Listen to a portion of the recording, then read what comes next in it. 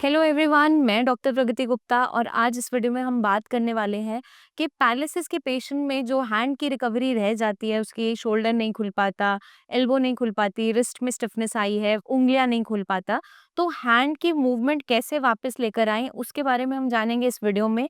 हम कुछ एक्सरसाइजेज आपको गाइड करेंगे, सिखाएंगे जो आप घर पे परफॉर्म कर सकते हो, उसकी रेपिटेशन धीरे धीरे करके बढ़ा सकते हैं ताकि आपकी हैंड की रिकवरी भी आ जाए। मोस्टली केसेस में हमने क्या देखा है, पेशेंट में लेग तो ठीक हो जाती है क्योंकि पेशेंट शुरुआत में ही चलना स्टार्ट कर देता है, लेकिन हाथ की रिकवरी पीछे रह जाती है। अभी भी एक पेशेंट मेरे पास आए थे, तो उनसे जब मैंने बात की और उनकी मूवमेंट चेक की, तो उन्हें जब हाथ लिफ्ट करने को बोला तो उनका हाथ इस तरीके से वो उठा पा रहे थे, उसको ना तो खोल पा रहे हैं ना फिंगर्स खोल पा रहे थे, मुट्ठी एकदम लॉक थी और इस तरीके से बेंड हुई थी। तो अगर ऐसी कंडीशन प्रेजेंट है तो कैसे आप अपनी हैंड की रिकवरी वापस लेकर आ सकते हैं, इस वीडियो में आप जानेंगे इसी के बारे में। तो हम स्टार्ट करते हैं एक्सरसाइजेस के साथ। सबसे पहले हम क्या शुरुआत में देखेंगे, हम शुरुआत में आपकी अगर फिंगर्स बिल्कुल बंद रहती है, इस तरीके से मुट्ठी बंद है, तो आप क्या करेंगे, उसको एक टेबल पे ऐसे हाथ को रखेंगे, फिंगर्स को खोलने की कोशिश दूसरे अनअफेक्टेड हैंड से करेंगे। मान लीजिए कि मेरे राइट हैंड साइड पे पैरालिसिस है और इस तरीके से मेरी हैंड की मूवमेंट हो गई है, तो आप धीरे धीरे फिंगर्स को खोलोगे, सीधा करोगे, पीछे की तरफ हल्का हल्का पुश दोगे, जोर के नहीं दबाना, लेकिन आपको इसको पीछे की तरफ रिट्रैक्ट करना है। इस तरीके से करने के बाद आप अपने हैंड को नीचे लेकर वापस लेकर आएँगे। फिर क्या करना है आपको, एक-एक फिंगर को स्प्रेड करना है। इनिशियली जिस पेशेंट में मुट्ठी बिल्कुल बंद है, उनके लिए शुरुआत में मुश्किल होता है, लेकिन आप अगर सपोर्ट के साथ करोगे तो पॉसिबल है। तो आप अपने हैंड को इस तरीके से फिंगर्स को खोल के ऐसे प्लेस कर देंगे। अब आपको क्या करना है, इस अनअफेक्टेड हैंड से जो हाथ बिल्कुल ठीक है, उससे एक-एक फिंगर को धीरे-धीरे लिफ्ट करना है और उसे वापस लेकर आना है। तो इनिशियली जब स्टिफनेस ज़्यादा होगी, ये इतना आसानी से नहीं जाएगा, आपको सपोर्ट के साथ उसे वापस लाना है, उस फिंगर को लिफ्ट करना है, फिर उसको वापस लेकर आना है। सारी फिंगर्स के साथ हम इसी तरीके से इन्हें लिफ्ट करेंगे और वापस टेबल पे आपको लगाना है और ऐसे ही हम थंब के साथ भी करेंगे। तो ये जब हम लिफ्ट करते जाएँगे, इसकी रेपिटेशन हमें कुछ-कुछ, जैसे इनिशियली आप स्टार्ट करते हो तो 5-10 काउंट से आप शुरू करो। मतलब 5 टाइम्स आपने थंब को लिफ्ट किया, 5 टाइम्स आपकी इंडेक्स फिंगर को, फिर नेक्स्ट फिंगर को, इस तरीके से आपने करना है। ग्रेजुअली जब आपका कंडीशन बेटर होता चला जाएगा, तो हमने इन एक्सरसाइजेस की रेपिटेशंस को बढ़ा देना है। तो ये हो गई आपकी फिंगर्स की एक्सरसाइज और रिस्ट को नीचे लगाने के लिए। अब हम आपकी नेक्स्ट एक्सरसाइज करेंगे एल्बो के लिए। मान लीजिए आपका हैंड बिल्कुल इस तरीके से स्टिफ है, एल्बो बिल्कुल खुलती नहीं है, ऐसे ही फ्लेक्स्ड है, बिल्कुल टाइट हो गया है। तो हम क्या करेंगे, एल्बो को पहले टेबल तक लेकर आएँगे सपोर्ट के साथ, उसको प्लेस करेंगे ऐसे टेबल पे, लेकिन अब वो जब आपकी एल्बो मूव नहीं कर पा रही, तो उस कंडीशन में क्या देखने को मिलता है कि आपका हैंड बार-बार इस तरीके से ड्रॉप हो जाता है। तो आपको वो एल्बो आप सीधी नहीं कर पा रहे हो, आपकी हैंड का एंगल सही नहीं होता, तो उस कंडीशन में हम क्या करेंगे, पहले हैंड को सपोर्ट के साथ, अपने ही हाथ की सपोर्ट के साथ इस तरीके से स्ट्रेट करेंगे। फिर हम बिल्कुल हल्के हाथ से यहाँ पे मसाज करेंगे। मसाज का पर्पस सिर्फ इतना है कि वहाँ की मसल्स को थोड़ा रिलैक्स करना है। तो ये मसाज बेटर है कि आप अपने खुद के ही हाथ से करें, क्योंकि जब कोई और करता है तो वो बहुत तेज़ी से करेगा और वहाँ पे अकड़न दर्द बढ़ जाता है। तो आपको बहुत हल्के हाथ से ये कुछ सेकंड्स के लिए मसाज करना है। ऐसा ये जो हम करते हैं, ऐसा हम 4 से 5 मिनट के लिए भी कर सकते हैं, बट इनिशियली हम स्टार्ट करेंगे 5-5 सेकंड के फेज़ के साथ। तो हम इसको ग्रेजुअली फिर बढ़ा देंगे। जब एक बार आपने मसाज कर लिया, आपका हैंड थोड़ा रिलैक्स हो गया क्योंकि हमने इस पोज़ीशन के अंदर उसे टिका के रखा हुआ है। अब हम क्या करेंगे, अब हम इसको लिफ्ट करते हुए वापस लेके आएँगे और ऐसे इसको यहाँ से सपोर्ट देते हुए आपको क्या करना है, इस हैंड को ग्रेजुअली धीरे-धीरे बाहर की तरफ लेके जाना है। तो इनिशियली जब स्टिफनेस ज़्यादा है, वो इतना ईज़िली नहीं जाता, लेकिन एक बार आप मसाज कर देते हो, तो ये आपके लिए एक्टिविटी करना पॉसिबल हो जाता है। तो बहुत ही स्लोली विदाउट एनी जर्क आपको ये लेकर जाना है और ये वापस लेके आना है।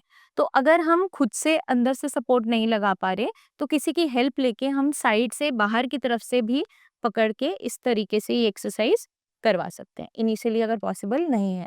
और जब हम अपना हैंड इस तरीके से रख रहे हैं, तो हमारा हैंड बार-बार जब ऐसे गिर जाता है, तो हमें क्या करना है, उसे वापस लाने की कोशिश करना है और कोशिश ये करना है कि उस हैंड को हम स्टेबल रखें इस फॉर्म में और बार-बार उसे गिरने ना दें। तो अचानक से अगर किसी का हैंड इस तरीके से गिर जाता है, तो हमें वहाँ पे मसल्स पे कंट्रोल लाना है ताकि वो ग्रेजुअली, स्लोली इस तरीके से वापस जाए।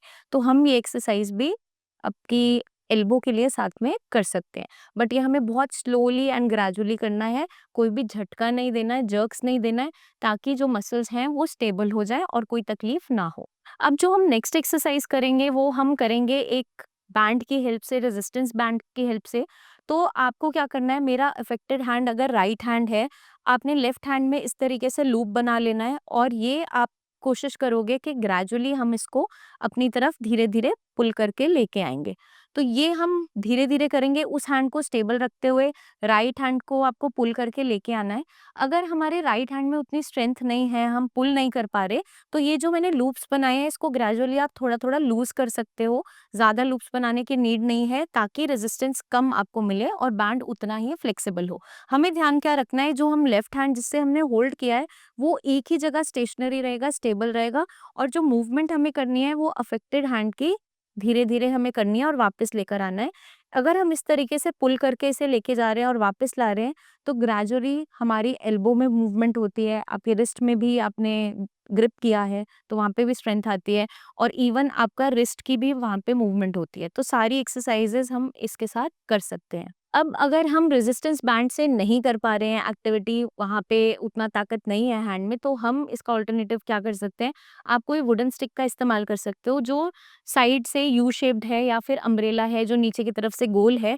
उसको आप क्या करोगे, अम्ब्रेला का जो लूप है उस तरीके से आप यहाँ से पकड़ोगे और आपको उसका एंड दूसरे हाथ में पकड़ना है और पुश कैसे देना है, आपको लेफ्ट हैंड से राइट हैंड की तरफ मूवमेंट लेकर जानी है।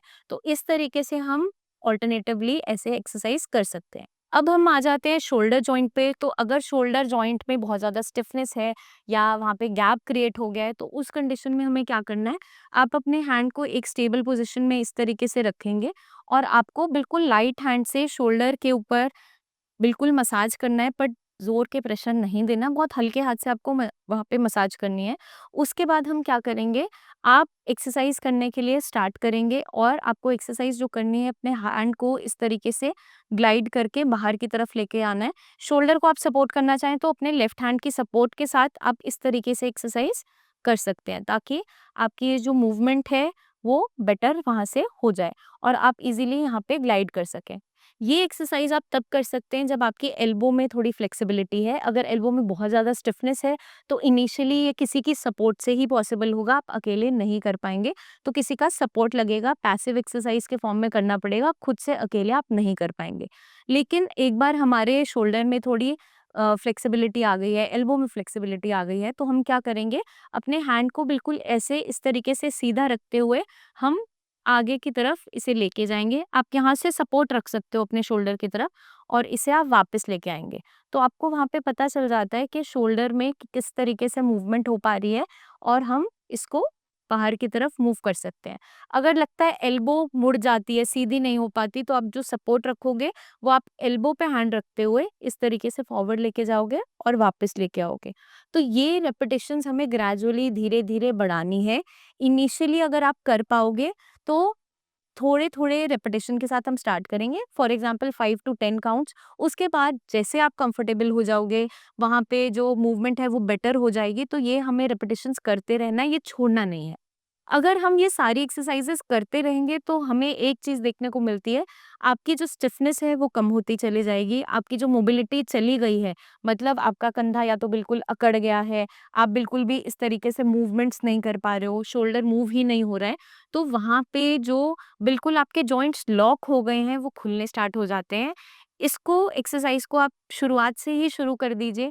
जब आपके हैंड की एक्सरसाइज़ आपने शुरू की हैं, तो हर एक जॉइंट को एक बार मोबिलिटी में ज़रूर लेकर आइए, ताकि ये कंडीशन बने ही ना।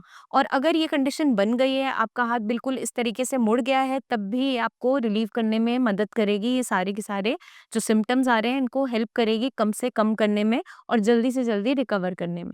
मैं उम्मीद करती हूँ ये वीडियो काफ़ी हद तक आपको मदद करेगी कि किस तरीके से आपको हैंड की एक्सरसाइज़ेज़ करनी है, ताकि आपके हाथ में जो स्टिफनेस आ गई है, मूवमेंट नहीं आ पा रही या फिंगर्स बिल्कुल ही बंद रहती है, ये कैसे खुलेंगी? उसके साथ हमें क्या ध्यान रखना है, एक हेल्दी डाइट रखनी है जिसके अंदर विटामिन्स, मिनरल्स भरपूर हों ताकि आपकी बॉडी को स्ट्रेंथ मिले, ताकत मिले, प्रोटीन पूरा हो ताकि मांसपेशियों में एक्सरसाइज करने की ताकत बनी रहे।